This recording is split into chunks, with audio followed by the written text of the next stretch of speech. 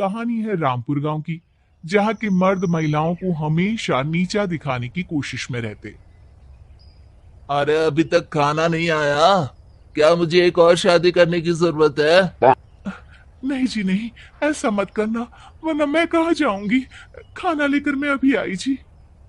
गांव की पंचायत में भी फैसले हमेशा औरतों के खिलाफ ही रहते। मैं जो फैसला सुनाता हूँ वो भगवान की आज्ञा होती है। इस लड़के ने अपने मन से शादी करके अच्छा नहीं किया। लड़के को घर भेज दो और इसकी शादी इसकी जाति की किसी लड़के से करवा दो। लेकिन ये लड़के, इसे तो गांव के बाहर निकाल दो। नहीं नहीं जमींदार साहब, ये क्या बोल रहे हैं? ऐसा नहीं हो सकता। मेरी बेटी मासूम है, इसे अच्छे बुरे की समझ नहीं है। अरे कहाँ जाएगी ये बेचारी? कहाँ जाएगी? इतनी चिंता है तो पूरे परिवार का गांव निकाला कर देते हैं। बेचारे पूरे बसे बसाए परिवार को गांव छोड़ना पड़ता है। चाहे जो हो, अगर बेटियों को कंट्रोल नहीं कर सकते तो गांव में रहने का कोई मतलब नहीं है। यहाँ औरतों को दब कर रहना होगा। कोई भी अपने हिसाब से कुछ नहीं कर सकता। सब ईश्वर की मर्जी से ही होगा।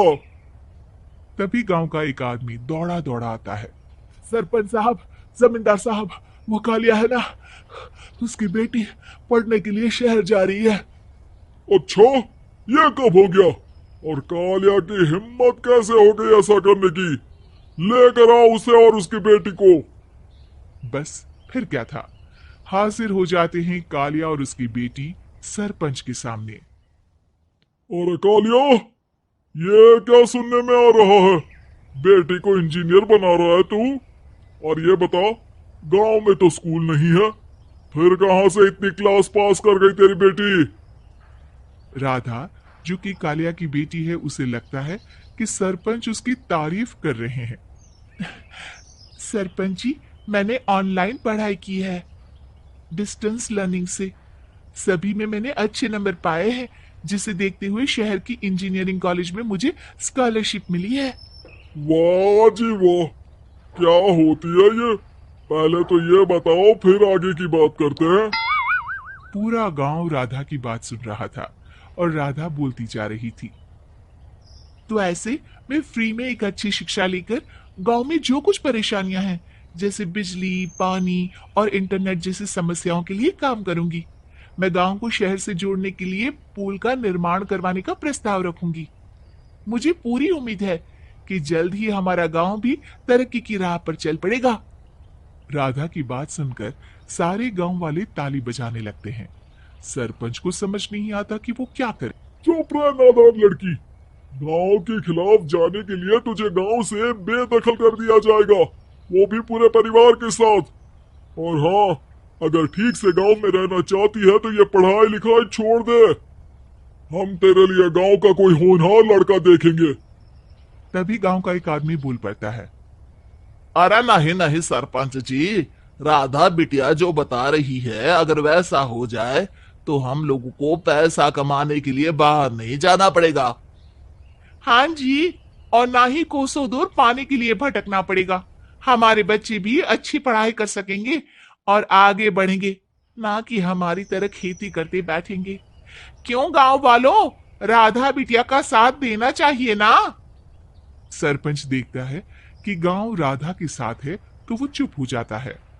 वो घर आकर अपने सलाहकार से बात करता है, जो बहुत ही चालाक किस्म का इंसान होता है।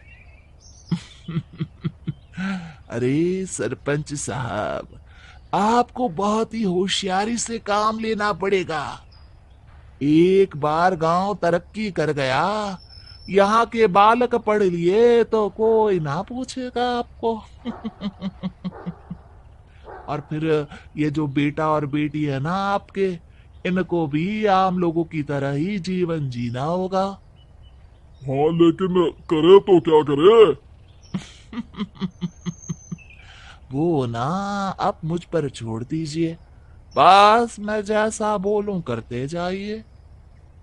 अगले रोज सुबह जब गांव वाले सोकर उठते हैं, तो राधा के घर के बाहर और साथ ही वो लोग जिन्होंने राधा का सपोर्ट किया था, उनके घर के आगे लाल रंग से कल आऊंगी लिखा होता है। कल आऊंगी, यह क्या होता है?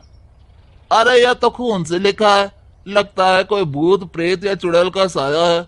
चलो सरपंच जी के पास चलते हैं। सभी सरपंच के पास जाकर उसे सारी बात बताते हैं। अरे ये तो बड़ी मुश्किल की बात है। चलो मैं एक बाबा को जानता हूँ, उन्हें बुला लेता हूँ। सरपंच बाबा को लेकर गांव के घर के बाहर जाता है। ओहो, तो ये वो चुड़ैल है जो उन लोगों को निशाना बनाते हैं जो गांव को बदलने का सपना देखते हैं। वो गांव को ऐसे ही संपन्न देखना चाहती है। वो नहीं चाहती कि कोई बाहरी यहाँ का कायाकल्प करे। क्या तुम लोगों में से किसी ने गांव को बदलने की सोच रखी है? तभी राधा की माँ रोते रोते आती है। मेरी राधा घर से गायब हो गई है। अरे कोई तो बचाओ, मेरी बच्ची कहाँ गई?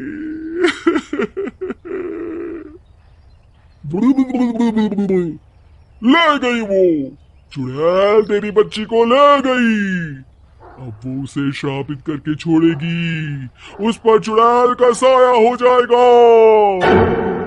तभी बुरी सी हालत में राधा भी वहां आ जाती है। उसके बाल चुड़ैल की तरह फैले होते हैं और कपड़ों में खून लगा होता है। सभी राधा को देखकर डर जाते हैं। माँ, पता नहीं मुझे कौन उठा कर ले गया था। अरे दूर दूर हो जा चुड़ैल, अब हम लोग इस गांव में नहीं रुकेंगे। अरे कैसे बातें कर रहे हैं आप? कल तो आप मेरे भरोसे गांव का हुलिया बदलने, अपने बच्चों को पढ़ाने और तरक्की उन्नति की बात कर रहे थे, तो आज क्या हो गया आपको? ये फिर तुम लोगों को बहकाएगी। ये चुड़ैल गांव में आ चुकी है। ऐसे ही ये तुम्हारे घर के बच्चों को भी ले जाएगी। गांव वाले राधा को गांव से बाहर निकाल देते हैं। उसके माँ बाप रोते रहते हैं, लेकिन गांव वाले नहीं मानते। मैं भी अपनी बहन के साथ गांव के बाहर रहूंगा, लेकिन वो पढ़ाई नहीं छोड़ेगी। वहीं सरपंच के घर पर सलाहकार कहता है। देखा, सांप भी मर गया और लाठी भी नहीं टूटी। लेकिन अगले ही दिन सरपंच के घर के बाहर भी वही शब्द लिखे होते हैं। और फिर सरपंच की बीवी कहती है, हमारी बेटी को किसी ने अगवा कर लिया है। तभी राधा का भाई वहां आ जाता है। अरे गांव वालों, मैंने सरपंच जी की बेटी को देखा था। वो चुड़ैल उसे उठाकर ले जा रही थी। अरे क्या मजाक कर रहे हो? नहीं नहीं सरपंच जी, आप नहीं जानते। वो चुड़ैल अब आपकी बेटी में आ जाएगी, जैसे राधा के अंदर आ गई थी। तभी सरपंच की बेटी वैसी ही हालत में वहां आती है जैसे राधा आई थी। पापा, पता नहीं कैसे मैं गायब हो गई थी। चुड़ैल, इसके अंदर भी चुड़ैल का साया है, मारो इसे। अरे नहीं नहीं, इसे भी राधा के पास गांव के बाहर ही भेज दो। अरे चुप रहो, मेरी बेटी कहीं नहीं जाएगी और चुड़ैल वुड़ैल कुछ नहीं होता है। अरे कैसे बात कर रहे हो सरपंच जी? आप तो बोल रहे थे कि आपका फैसला भगवान का ज्ञान होता है, तो अपने पर बात आई तो अब आप ऐसे बोल रहे हैं। अरे ना ना ना, आपको अपनी बेटी को त्यागना ही होगा। अरे बुलाओ बाबा को। राधा का भाई बाबा को ले आता है, जिसे अब गांव वालों के डर के कारण सच बोलना पड़ता है। मैं कोई बाबा नहीं हूँ, मैं तो मोची था। ये सलाहकार महोदय ने मुझे कहा था एक्टिंग करने को।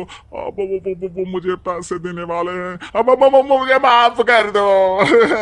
गलती हो गई, मुझे माफ कर दो।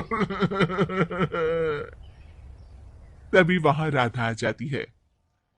देखा सरपंच जी, जब गांव के बच्चे साक्षर होंगे तो आप जैसे लोगों की चालाकी नहीं चलेगी।